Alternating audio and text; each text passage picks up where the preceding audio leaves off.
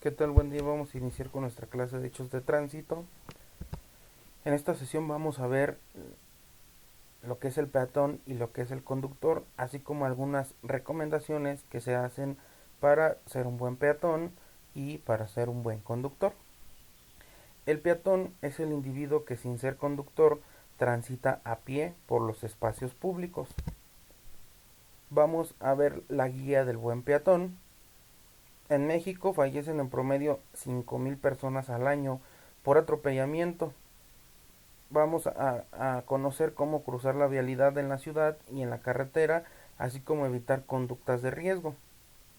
El peatón es la persona que hace uso de las vías a pie, es decir, quien camina por las calles, avenidas o carreteras.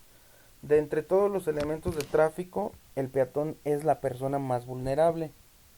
Todas y todos somos peatones en alguna ocasión, y cuando nos convertimos en conductores de cualquier tipo de vehículo, debemos tener siempre presente lo vulnerables que somos al caminar. Se estima que a nivel mundial una tercera parte de las lesiones o de los lesionados por accidentes de tránsito son personas que resultan ser atropelladas. En México, de acuerdo a las cifras del INEGI, fallecen en promedio 5,000 personas al año por atropellamiento. Entonces, ¿por dónde y cómo vamos a caminar? En el tráfico, la convivencia entre vehículos y peatones a veces es difícil y en determinadas ocasiones la conducta del peatón es causa de accidentes viales. No quiere decir que siempre el peatón va a tener la culpa, a veces también los conductores, pero pues uno como peatón o cuando nos toca ser peatones debemos de tener también ciertas precauciones para evitar pues lesiones o accidentes que inclusive pueden llegar a ser mortales. Para evitar atropellamientos hay recomendaciones que se deben tomar en cuenta. Por ejemplo, en la ciudad hay que cruzar siempre por la esquina, nunca a la mitad de la calle, caminar por banquetas y cruces peatonales, evitar invadir el arroyo vehicular o el camino o la calle. Procura caminar por la derecha de la banqueta, sobre todo en zonas concurridas. Si no hay banquetas, camina lo más cerca posible a los edificios o casas. Nunca camines por el borde de la acera ni muy cerca de él. Ante un paso peatonal, detente en la acera, no en la calle. Busca hacer contacto visual con los conductores antes de cruzar para que prevea sus movimientos. No te demores ni te detengas al cruzar la calle. No es necesario correr, pero tampoco debes detenerte. Una vez que el semáforo para peatones se ponga en verde, no cruces inmediatamente. Observa el tráfico en ambos lados y espera unos segundos antes de cruzar. En el caso de que no haya semáforos de cruce de peatones, pues va a haber semáforos para los vehículos. Entonces, cuando estos semáforos marquen rojo para los vehículos, entonces va a ser el paso para los peatones. Muchas veces ve uno el amarillo y ya se anda queriendo cruzar, entonces hay que tener precaución con eso, hay que dejar que los vehículos paren completamente y poder cruzar la calle. Si llevas un carro de bebé o una carriola o empujas una silla de ruedas, espera a tener el paso para bajarla del paso peatonal y cruzar la calle. No cruces las glorietas por el centro, si existen pasos para peatones, úsalos y si no, rodéalas, pues es más seguro. No cruces debajo de los puentes peatonales, hay que utilizarlos. Al cruzar con niños o niñas, siempre tómales la mano, nunca los dejes ir sueltos, solos. Incrementa las medidas de seguridad por la noche, ponte más atento porque algunos conductores no tienen buena visibilidad. Busca los lugares más seguros para cruzar, como por ejemplo una esquina, un tope, un puente peatonal, un paso peatonal o el semáforo. Eso es en la ciudad, ahora vamos a ver en la carretera.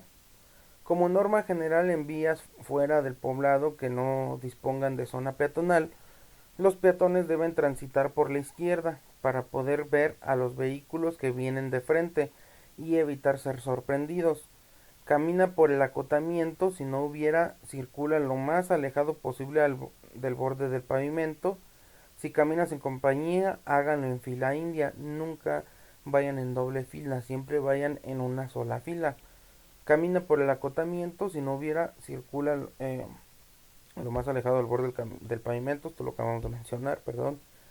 La norma más importante es la de ver y ser visto entre el ocaso y la salida del sol, así como en situaciones de escasa luminosidad lleva un elemento retrorreflejante o luminoso como una linterna para que los conductores te puedan identificar. Como peatón debes de evitar las siguientes conductas de riesgo. Cruzar corriendo la calle, pues ello incrementa la posibilidad de tropiezos y caídas. Caminar por el espacio vehicular en caso de que la banqueta esté bloqueada, busca una opción distinta pero segura. Saltar o esquivar obstáculos, existe el riesgo de caer y ser atropellado.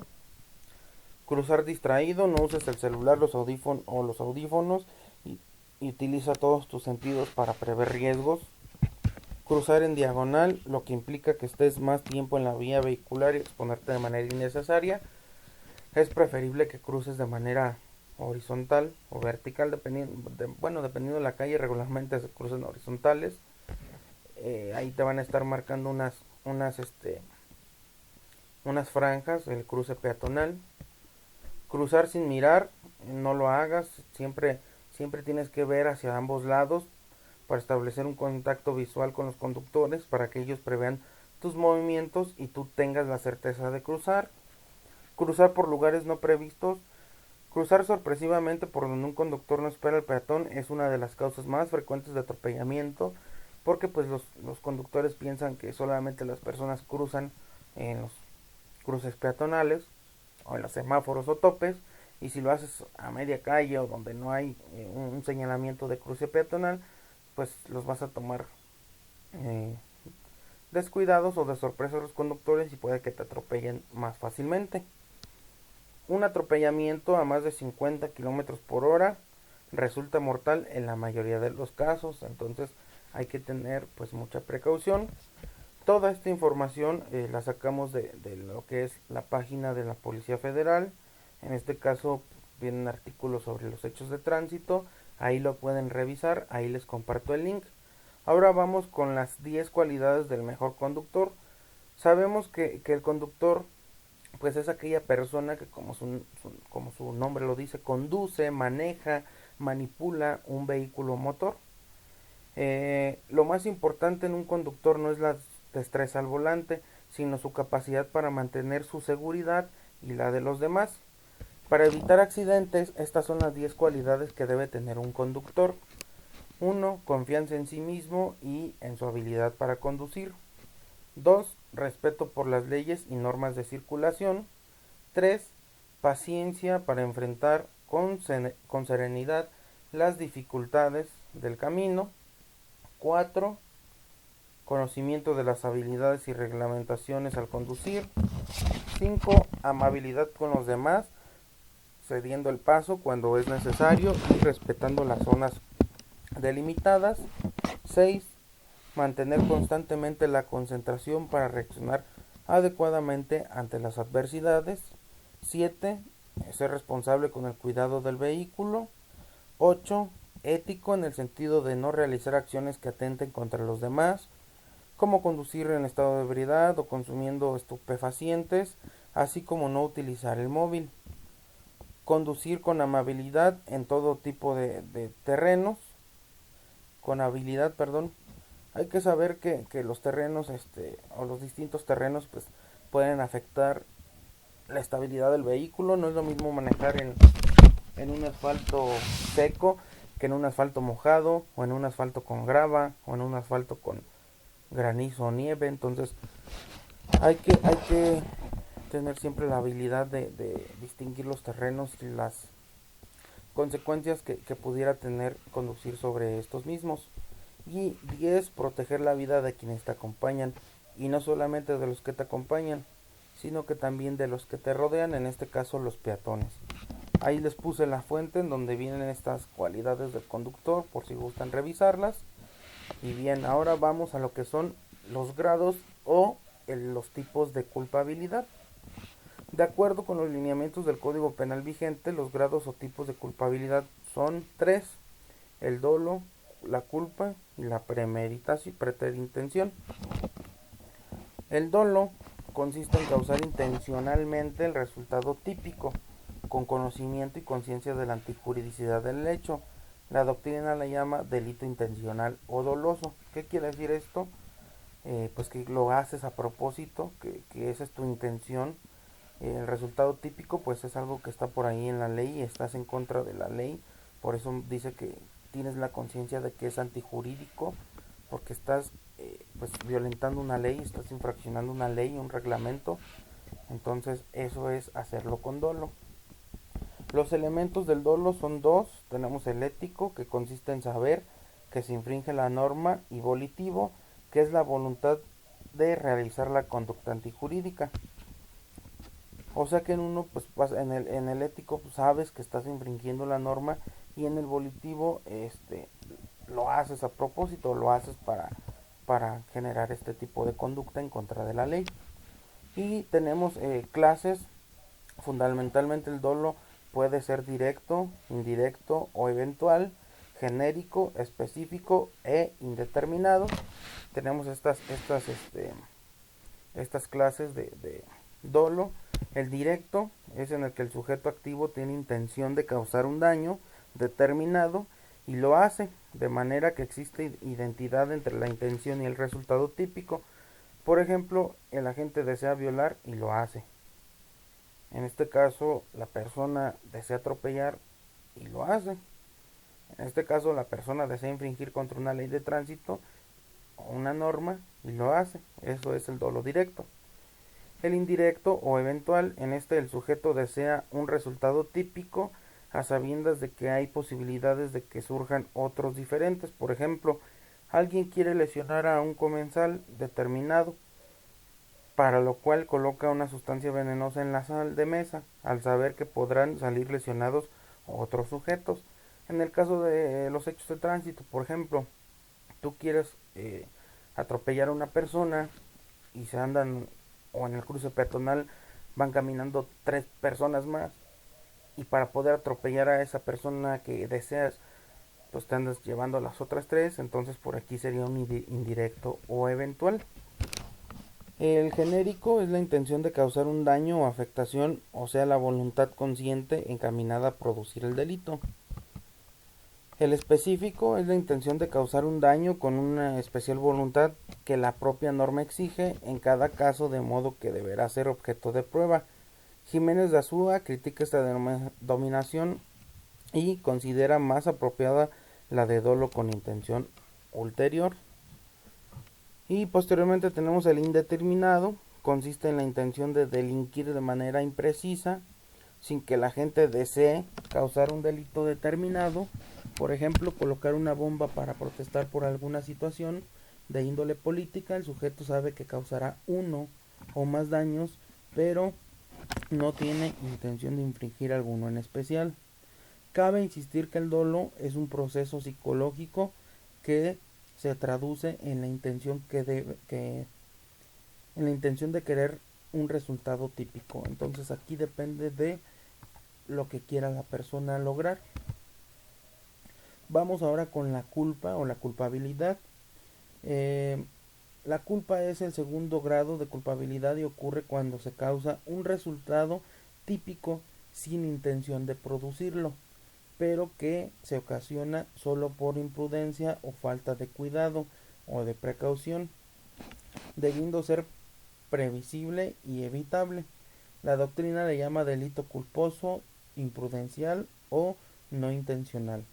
Vamos a ver cuáles son sus elementos. Los elementos de la culpa son las partes esenciales de que se integra, a saber, son conducta, que en este caso es una acción o omisión, que hagas algo o que dejes de hacer algo, la carencia de cuidado o cautela o precaución, eh, resultado previsible y evitable, que por ejemplo, si tú vas manejando, ya tienes ahí la acción. Si vas en el teléfono, pues ya tienes por ahí la falta de cuidado o la carencia de cuidado. Si terminas atropellando a alguien, eso lo pudiste haber evitado precisamente, que es el resultado previsible. Tú sabes que si vas en el teléfono puedes tener un accidente o atropellar a alguien, entonces debes de estar pues al pendiente. Tipificación del resultado y nexo a la relación de causalidad. Por ejemplo, aquí ya cuando atropellas a alguien, pues ya tienes por ahí un delito, ya tienes por ahí una infracción que es el atropellamiento, y pues todo esto va a estar nexado o relacionado con la acción que ibas realizando. En este caso, ¿cuál va a ser la causa? Pues que ibas en el teléfono. Cada elemento de la culpa se explica por sí mismo, de modo que no vamos a dar un concepto de cada uno, porque pues ya se los expliqué, son muy fáciles de entender. Tenemos diferentes clases de culpabilidad. Tenemos la consciente, la inconsciente. En este caso, la consciente, también llamada con previsión o con representación, existe cuando el activo prevé como posible el resultado típico, pero no lo quiere y tiene la esperanza de que no se producirá.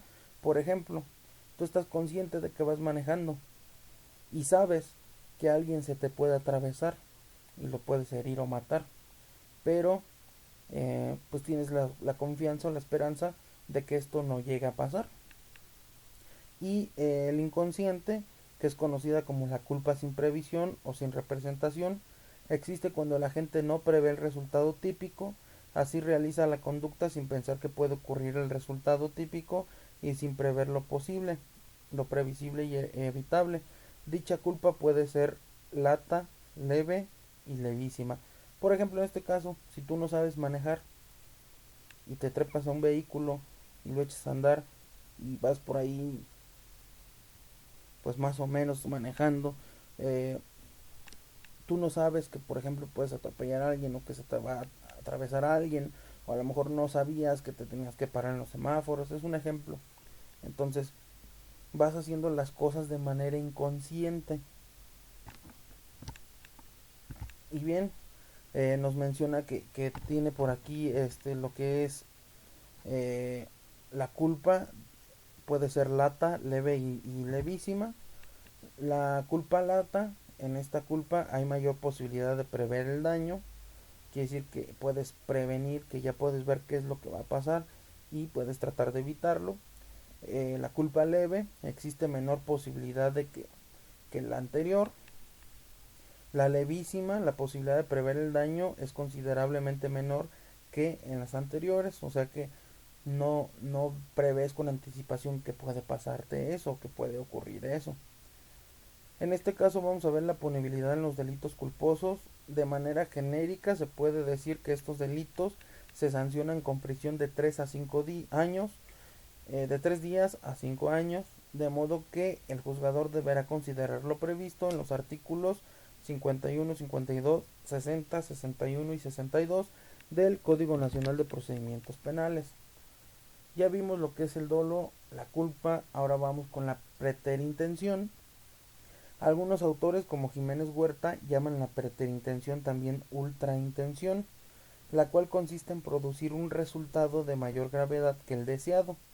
Existe intención de causar un daño menor, pero se produce eh, otro de mayor intensidad o de mayor entidad por actuar con imprudencia. El tercer párrafo del artículo 9 del Código Nacional de Procedimientos Penales establece: obra preterintencionalmente el que causa un resultado típico mayor al querido o aceptado, si aquel se produce por imprudencia. En este caso, la preterintención es, por ejemplo, que tú quieras atropellar a una persona, nada más darle un aventón,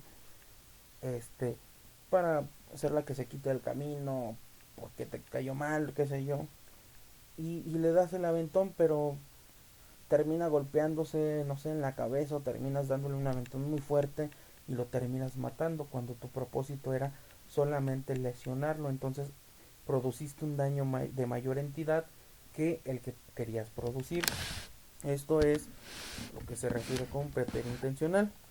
Los elementos de la preterintención en el delito preterintencional se encuentran los siguientes: la intención o dolo de causar un resultado típico de manera que el sujeto solo desea lesionar; la imprudencia de la conducta por no prever ni tener cuidado la acción para lesionar ocasiona un resultado distinto; y el resultado mayor que el querido. La consecuencia de la intención y de la imprudencia ocasiona la muerte, de modo que se produce un homicidio preterintencional.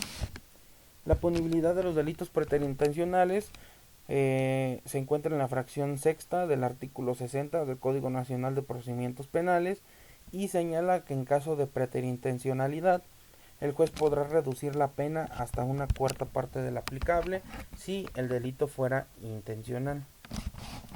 Hasta aquí vamos a ver nuestra sesión de hechos de tránsito. Espero que no queden dudas. Cualquier situación queda a sus órdenes. Que tengan un excelente día. Saludos a todos.